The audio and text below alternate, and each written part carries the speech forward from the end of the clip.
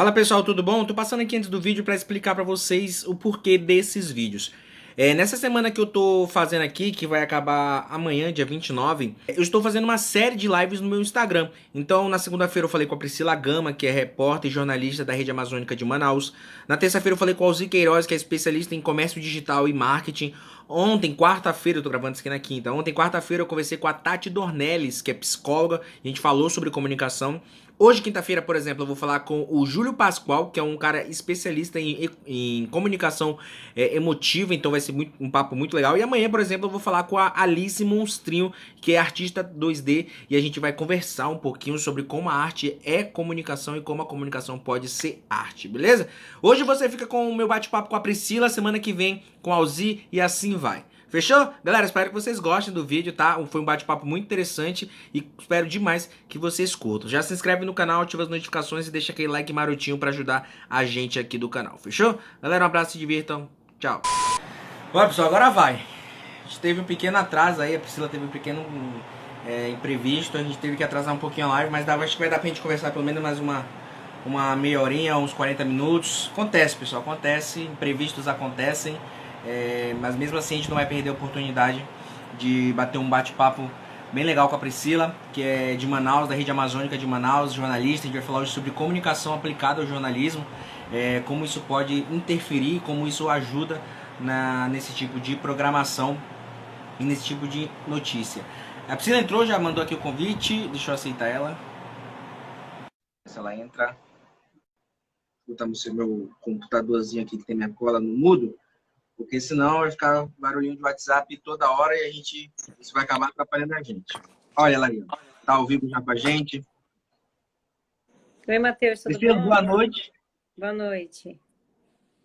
Boa noite, seja bem-vinda. Nossa primeira convidada dessa semana de lives. A gente fez aquela do jornalismo mês passado, né? Semana passada. Mês passado, sobre jornalismo, vocês curtiram. E eu decidi trazer essa nova semana de lives. Algumas pessoas me perguntaram, né, por que eu não fiz de jornalismo de novo, né? Mas eu achei que ficaria meio repetitivo, né? Como a gente falou, uma pessoa de cada área, eu achei que falar sobre comunicação deixaria o bate-papo mais animado, mas eu não podia deixar de falar sobre jornalismo, então trouxe aqui a Priscila. A Priscila que quase participou da primeira semana, né, Priscila? Por questão de agenda, deu errado.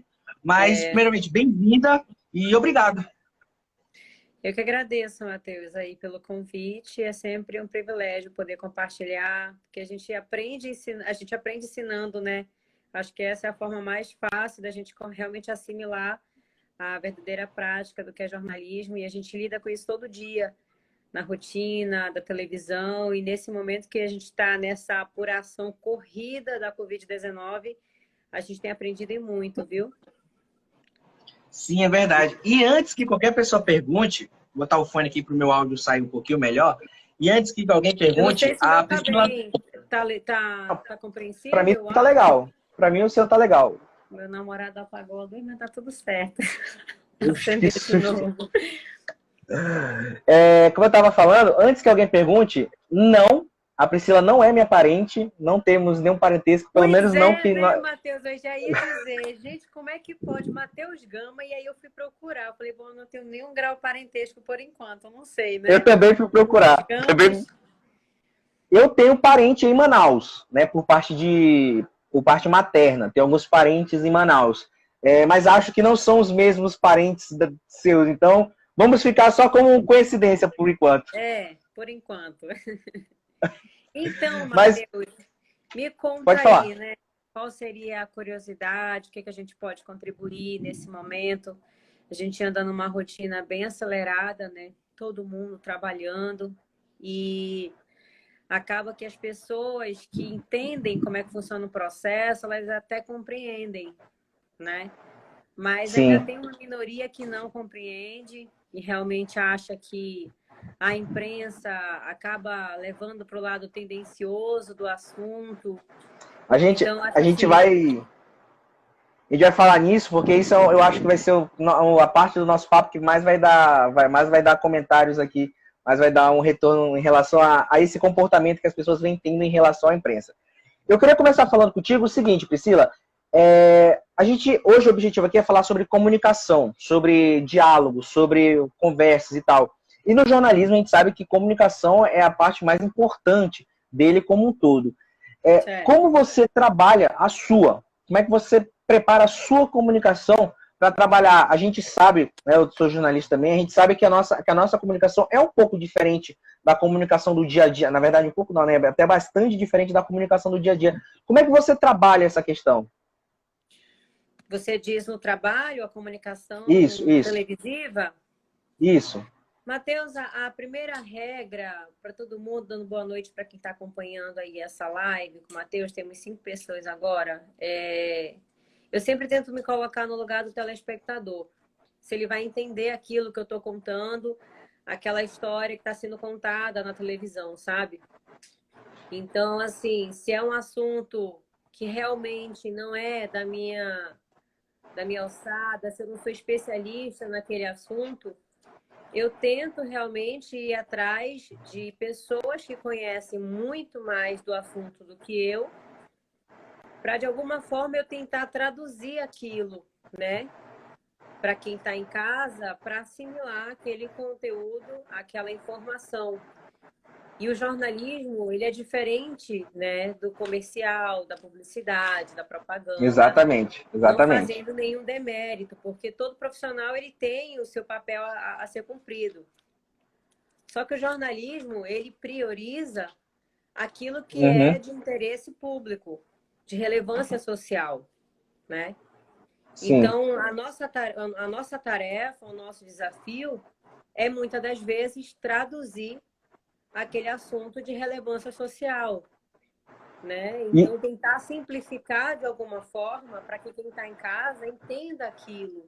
Por exemplo, a gente faz jornalismo para a região norte, então tentar não falar difícil, não usar termos complicados para compreensão, porque a gente não fala só para quem tem ensino superior, a gente também informa para quem não tem acesso à informação, para quem não teve acesso à escola. Então, a gente realmente tem que traduzir determinados assuntos. Então, a regra na minha comunicação aplicada ao jornalismo é ser simples e me colocar no lugar do ouvinte e do telespectador. Porque pela Rede Amazônica, a gente faz participações também pela Rádio CBN. Então, a gente tem essa convergência de mídia. Fazemos participações para o G1 também. Então, cada público tem uma linguagem. E cada público, seja televisivo, seja internet, ou seja pela rádio, tem uma linguagem, né? Tem uma maneira de noticiar aquilo que está sendo falado, entendeu? Então, eu acho que essa regra funciona. Se todo mundo aplicar isso, eu acho que realmente ela funciona. Se colocar no lugar do outro e simplificar aquele assunto. É exatamente isso que eu queria te perguntar. Porque aqui, por exemplo, no meu caso, quando eu vou fazer as pautas, né? Um cuidado que eu sempre tento ter muito grande, eu quero saber como você lida com isso.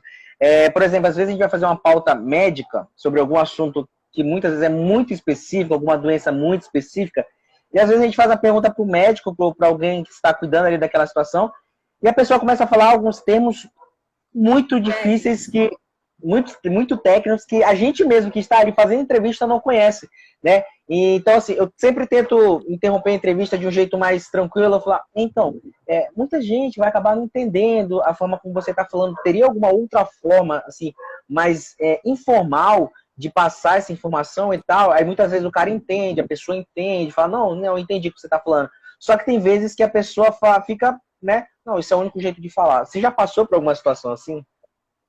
Já.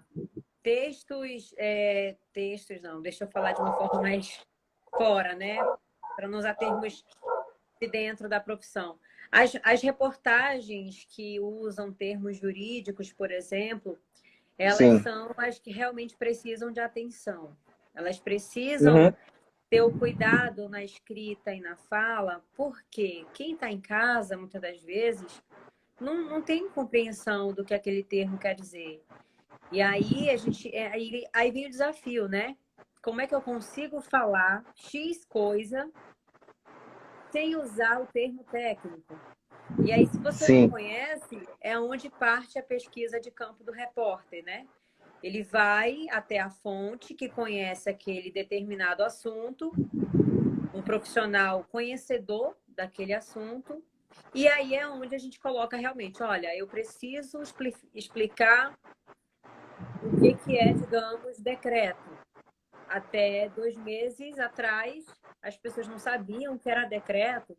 Pode dizer assim, é absurdo, todo mundo... Quem é que não sabe o que é decreto? Gente, tem pessoas que não sabem o que é decreto. Então, a partir do momento que a mídia começou a usar esse termo, começou a explicar o que era decreto, aí a gente realmente tornou uma palavra que era muito usada no mundo jurídico, é muito usada, a se tornar um senso comum, entendeu? Então, o repórter ele tem esse desafio de traduzir tudo, como eu falei, se colocar no lugar do outro para que aquele assunto seja compreensível. E os assuntos que mais pedem atenção são os assuntos que usam termos jurídicos, que realmente são termos que nem todo mundo tem a compreensão, né? São profissionais do direito, profissionais da área jurídica mesmo, que têm aquele tato, tem aquele contato direto desde a faculdade, então ele já passa a ser conhecedor. E quem está em casa assiste jornal, assiste um comercial, uma novela, um filme, não tem aquele contato com determinadas palavras ou assuntos que aquele profissional da área jurídica tem. Então, o jornalista ele tem esse papel também, de traduzir mesmo e traduzir o técnico. Quando eu vou entrevistar alguém, eu digo, olha, mas o que quer dizer isso? Eu não posso falar isso. Acho que nem todo mundo conhece o que é essa palavra. Existe um sinônimo? Sim. Como que eu posso substituir sem perder o sentido da informação? Porque tem isso também, Matheus. Nós não podemos substituir determinados termos ou tentar simplificar ao ponto de fazer aquela informação se perder, de fazer aquela informação perder o sentido. Porque assim como eu explico, assim como eu falo, assim como eu mostro uma reportagem para a Dona Maria, da Zona Leste, da Zona Norte, da Zona Oeste, enfim, para a Dona Maria, que não tem muito acesso à informação, eu também passo o mesmo conteúdo para o desembargador, para o juiz, né? Para aquela pessoa que teve um acesso à informação, um acesso à educação maior, entendeu? Então a gente tem que encontrar um meio termo aí. E do mesmo jeito, você deu a ração, você deu a informação de usar esse termo que sirva tanto para a Dona Maria quanto para o desembargador, né? Eu acho interessante o seguinte, muitas vezes a Dona Maria, ela sabe que ela não tem esse conhecimento, então muitas vezes ela vê no repórter, na imprensa, no jornalista, a chance dela entender alguma coisa, entendeu? A chance dela expressar a opinião dela e as pessoas escutem essa opinião, né? Só que o Alisson mandou uma mensagem aqui, ó. Certa vez discuti isso com uma pessoa, a linguagem que o repórter tem que usar. No caso, a repórter falava o significado da palavra fezes. A pessoa a qual discutiu achou absurdo a repórter falar cocô. Depende da situação, verdade, acho que tudo... Eu posso imaginar o que aconteceu. No jornalismo, nós temos ferramentas, meios de trabalhar e, digamos que técnicas também de construir um texto, né? Seja para TV, internet Sim. ou rádio. E a gente prioriza muito a questão do empobrecimento do texto. Se eu já falei uma palavra no primeiro parágrafo e eu preciso usar essa mesma palavra para dar o mesmo sentido, qual que é o nosso papel? Usar um sinônimo ou uma outra palavra. E aí é onde casa realmente esse exemplo dessa palavra fezes ou cocô. A gente não tem outro exemplo não, Matheus? Enfim, falando dessa discussão especificamente, se ele usou essa palavra anteriormente, ele pensou, já usei fezes no primeiro parágrafo e eu preciso usar de novo? Cocô. Todo mundo sabe que é cocô. Então, isso acontece em vários assuntos, entende? Estudante, aluno, sabe? Deixa eu ver outra palavra aí. Acadêmico. Quando é de faculdade. Eu já usei acadêmico, então vou usar universitário, vou usar estudante, que quer dizer que fala sobre o mesmo grupo de pessoas, mas é outra palavra, entende? Então pode ser... Quem foi que comentou isso, Matheus? Foi o Alisson. Agora me fugiu o sobrenome dele, mas foi o Alisson. Alisson, então pode ter acontecido isso, né? O jornalista, enfim, a pessoa que escreveu o texto, ela quis substituir a palavra para não empobrecer o texto. Isso. E aí ela realmente usou outra palavra um pouco agressiva, né? E aí realmente foi isso que aconteceu. E isso, Priscila, é uma situação muito clara, por exemplo, de um aperreio, digamos assim, que normalmente os repórteres fazem, por exemplo, no Vivo. Que você tá ali e tal, e você, muitas vezes o repórter fica com isso na cabeça de não deixar a sua fala, o seu texto empobrecido, mesmo tendo ouvido, e você acaba fugindo um pouquinho e buscando essa palavra. É uma dificuldade a mais que o Vivo proporciona, né? Sim, sim. O desafio é esse, né? Além do desafio de traduzir o assunto a ser noticiado, tem esse desafio de não ficar repetindo palavras. Embora muitas das vezes isso não seja possível, entende? Às vezes a gente não tem aquele tempo ideal, né? Muitas vezes o assunto do link ao vivo, da entrada ao vivo, ele chega na mão do repórter, dependendo da situação, 10 minutos antes. Muitas das vezes ele está falando aqui e a produção está no ponto dele, né? Falando, olha, Priscila, mudou a informação. Não é essa. E aí o repórter tem que continuar falando, ouvir a produção e corrigir aquela informação. Então, assim, é um jogo de cintura muito grande nesse momento. Então, quando não há um preparo, um tempo maior para o repórter, para o jornalista se preparar, ao entrar ao vivo, acontece dele realmente não conseguir ter aquele raciocínio rápido de encontrar uma palavra que substitua aquela que ele já falou, para não repetir. E aí, quando ele não tem tempo, quando realmente ele precisa dar aquela informação, não teve tempo para se preparar, ele acaba realmente repetindo a palavra. E aí fica aquele sentimento de texto repetitivo, palavra repetitiva, sabe? Fica um pouco... Principalmente para o jornalista, né? Sim, exatamente. Então, é um desafio, né? Assim, entrar ao vivo não é sempre a mesma coisa. Tem profissionais de 10, 15, 20 anos que, quando vai se preparar para entrar ao vivo, é a mesma adrenalina, é a mesma atenção, é a mesma preocupação. Por quê? Não podemos dar informação errada, não podemos falar palavras erradas, porque nós somos cobrados para isso e nós precisamos ser claros, entendeu? Então, o desafio ele é grande. Agora, imagina, tudo isso, não falar repetido, não dar informação errada, apurar bem e passar uma informação simples e compreensível, muitas das vezes em 40 segundos, 50 segundos, 1 minuto, assim, numa entrada maravilhosa, 2 minutos no máximo. E aí, quando você entra ao vivo, você vai entrar. Olha, Priscila, você tem 2 minutos para entrar. E aí a produção está no teu ponto. Priscila, diminuiu o nosso tempo. Não é mais 2 minutos. Caiu para 1,5. Aí você está falando. E aí a produção fala, Priscila, não, encerra. Pode encerrar. E aí você pensa, caramba, eu ainda tenho informação para dar. E agora? Tu tem que encerrar. E aí a produção fala, encerra, devolve, devolve. E aí, meu amigo, você tem que enxugar uma estrofe, muitas das vezes, em 2 frases. Como é que faz isso? É treino, é prática. Isso com a câmera ligada ali na tua frente. Exatamente. É bem por aí mesmo. Agora eu queria falar contigo, isso me lembrou uma história uma vez. Eu estava no CPA, que é o Centro Político aqui, organizacional de Porto Velho, e eu fui acompanhar uma coletiva. E no final da coletiva começou o jornal na rádio e tal, e eles começaram a me mandar mensagem, Matheus, pode entrar ao vivo? Matheus, pode entrar ao vivo? Matheus, pode entrar ao vivo? Eu falei, ó, me dá 2 minutos que a coletiva acaba e eu entro.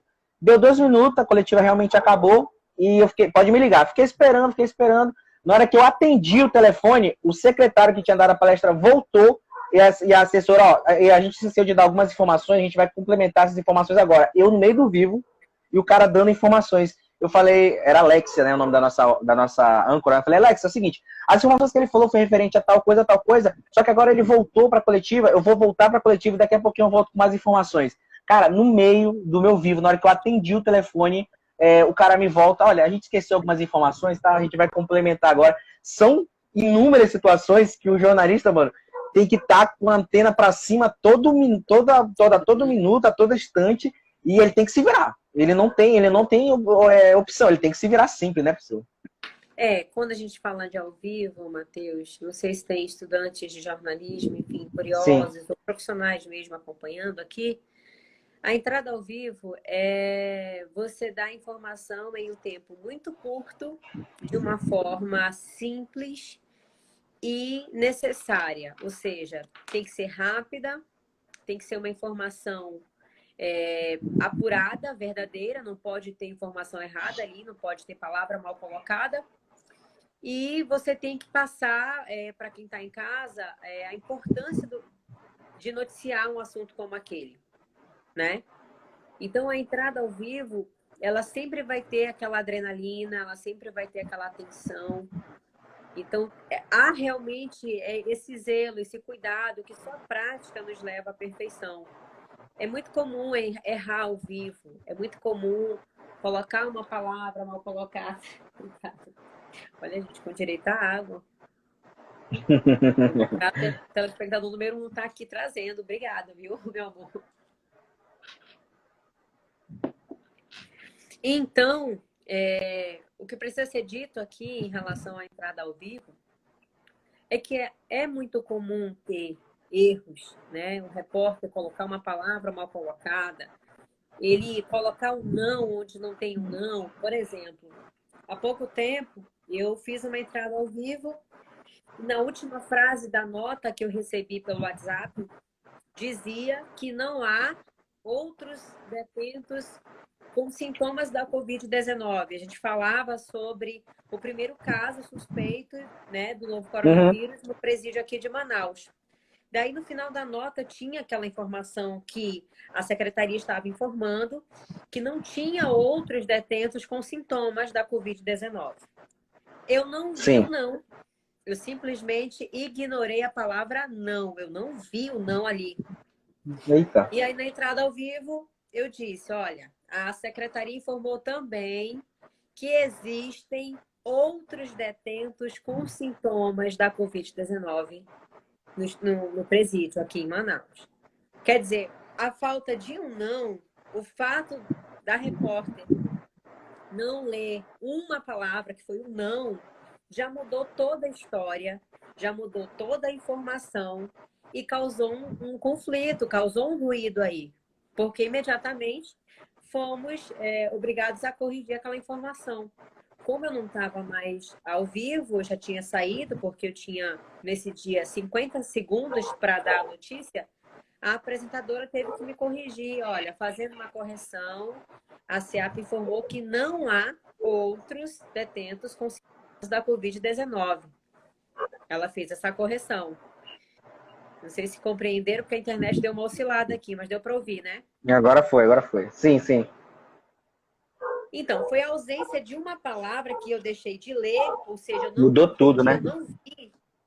Eu não vi. Mudou tudo. Então, a apresentadora teve que mudar, teve que corrigir ao vivo e a gente teve que se retratar depois, entende? Então, a entrada ao vivo, ela requer atenção, ela requer preparo e compreensão. Em que sentido? Errou, tudo bem, acontece. Isso é comum, embora o sentimento seja de frustração, sabe? Porque demais. Ninguém quer entrar ao vivo e dar uma informação mal apurada, errada, ou quer realmente falar uma palavra mal colocada, entende?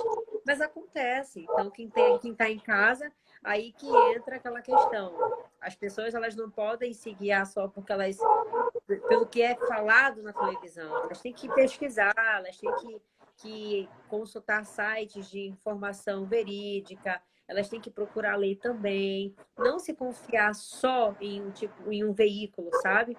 Porque o erro é comum. O erro nós estamos passivos a erros, então eu posso errar, quem apresenta pode errar, enfim. Quem está escrevendo a tarja lá embaixo, aquelas informações que ficam embaixo na tela, ele GC. pode colocar um A a mais, eles podem colocar um S a mais, entende? Então, o erro pode ocorrer. Depende da forma que você vai encarar aquela situação e como você vai contornar, entendeu? Nós somos seres humanos, né? A gente está suscetível ao erro também. Não, entrou mais uma gama aí. Não sei se é tua parente, se não for, já é a terceira gama aqui nessa live. Mas, Priscila, acho que é Brenda, não li o nome dela.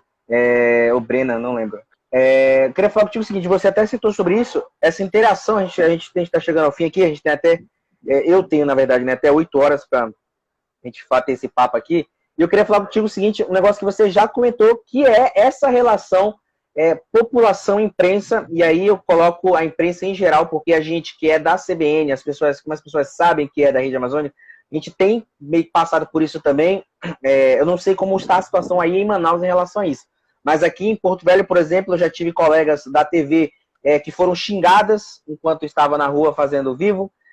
Uma vez eu estava indo para o trabalho, eu estava indo para a rede aqui, e eu estava com a camisa da Rede Amazônica, uma camisa azul escuro, e eu parei no semáforo, e o cara que estava no carro do lado simplesmente abaixou o vidro e mandou eu ir né?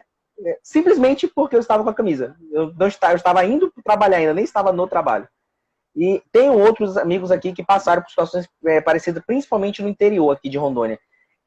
Como é que está sendo a situação ser comunicadora com muitas pessoas criticando você por você ser comunicador? E aí eu não estou falando da Priscila, eu estou falando assim do jornalista, né? Como é que você está vendo toda essa situação? Tá difícil comunicar, né?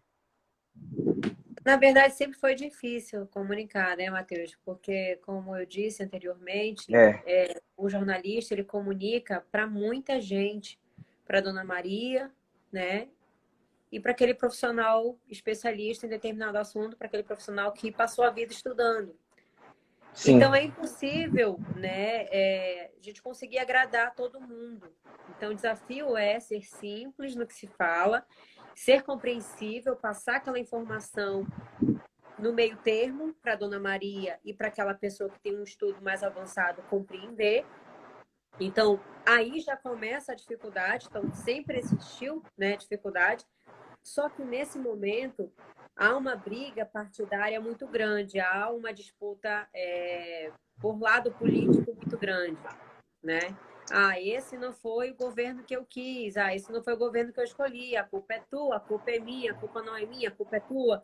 Então as pessoas elas acabam vestindo a camisa, sabe, partidária e acabam esquecendo realmente do que realmente importa, esquecendo do que está sendo vivido nesse momento. Então, eu, como jornalista, nós somos do mesmo grupo de comunicação. Em nenhum momento o supervisor, em nenhum momento a direção de jornalismo pede para alguém aumentar o fato. Olha, a gente tem que aumentar, a gente tem que mentir, a gente tem que tocar o terror e realmente assustar as pessoas. Não existe isso. Nós não somos orientados a fazer isso em nenhum momento. Nós mostramos a realidade que o governo mostra através dos números e a realidade que a rua mostra através das pessoas. Se há um decreto em que proíbe que o comércio não essencial funcione, o jornalista precisa mostrar para quem está em casa, para quem está realmente obedecendo, abrindo mão por conta da saúde, priorizando a saúde. Então, a gente precisa mostrar para quem está em casa, para quem não está saindo de casa, se realmente o comércio não está funcionando. Porque o que a gente vê na televisão é os números subirem, mortes aumentarem. Então, como é que explica isso? Quem é que vai mostrar isso? Porque as pessoas estão em casa, as pessoas estão se resguardando da maneira que pode. E os médicos, os enfermeiros estão cuidando de doentes, estão tentando enfrentar a doença de frente nos hospitais. Então, quem é que vai mostrar para essas pessoas como é que está? Como é que está o trabalho do médico? Como é que está o trabalho da dona Fátima, que está lá no 28 de agosto, no hospital, querendo ser atendida? Como é que a gente vai mostrar para as pessoas que estão em casa, o seu Joaquim, que deixou de ir à feira de repente, vamos supor. E a dificuldade, né? Como é que está a feira? Então, o jornalista, ele entra justamente nesse cenário para mostrar como é que está a realidade. O problema é que algumas pessoas, elas acham que a realidade não é essa. E aí é onde entra o comportamento hostil. Aqui na Rede Amazônica, em Manaus, os profissionais estão sendo agredidos com palavras. Outro dia, uma equipe nossa estava na rua e tacaram ovo no repórter, no cinegrafista. Nossa.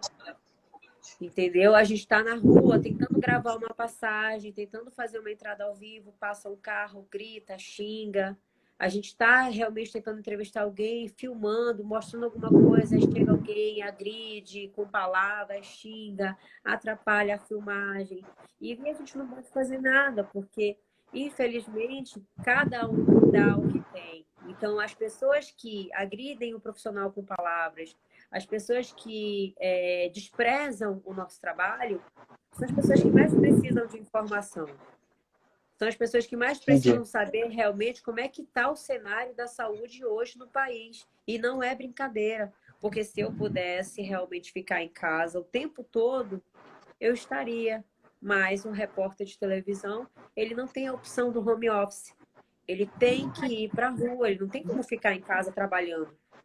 E se tivesse a opção de trabalhar dentro de casa, certamente eu trabalharia de casa. Entende? Então, a hostilidade é presente no momento. Os profissionais estão sendo agredidos fisicamente, agredidos com palavras, estamos sendo interrompidos durante o trabalho, mas a gente acaba compreendendo que essas pessoas precisam de muito mais ainda de informação e o trabalho continua. Porque se a gente for parar realmente de trabalhar por conta dessas pessoas, uma grande maioria realmente que precisa dessa informação são pessoas que realmente não têm outra fonte de informação, vão padecer. Então, não podemos parar de trabalhar por uma parte que não quer e por outra muito maior que precisa de informação. Então, a gente tem que seguir o trabalho. É verdade. Primeiro, a gente informa notícias, né? A gente não forma elas. Priscila, primeiramente, muito obrigado por você ter participado aqui com a gente. Foi um papo curtinho, né? Um pouco curto, mas foi muito gostoso. Se você não me segue, me segue. Se você não segue a Priscila ainda, segue ela. Se você chegou agora no final e não conseguiu acompanhar, ou se você chegou mais cedo e não conseguiu ficar até agora, a live vai ficar disponível aqui no meu feed, no IGTV. Você pode ir lá assistir depois. Estou olhando aqui, foram mais de 40 pessoas que passaram pela live aqui, acompanharam a gente um pouquinho. Então, Priscila, muito obrigado pela sua participação. Espero que aconteçam outras oportunidades. Sempre bom bater esse papinho aqui, ainda mais sobre comunicação e ainda mais sobre jornalismo. Verdade, Matheus, obrigada, viu? Tô de compensação em casa porque não é folga, né? Mas na quinta-feira a gente já volta com tudo aí, informando quem está aqui em Manaus, quem está na região norte, porque a gente transmite no Bom Dia Amazônia, né, para outros estados também. E eu que agradeço a participação. Se cuide, Matheus, e quem acompanhou essa live também.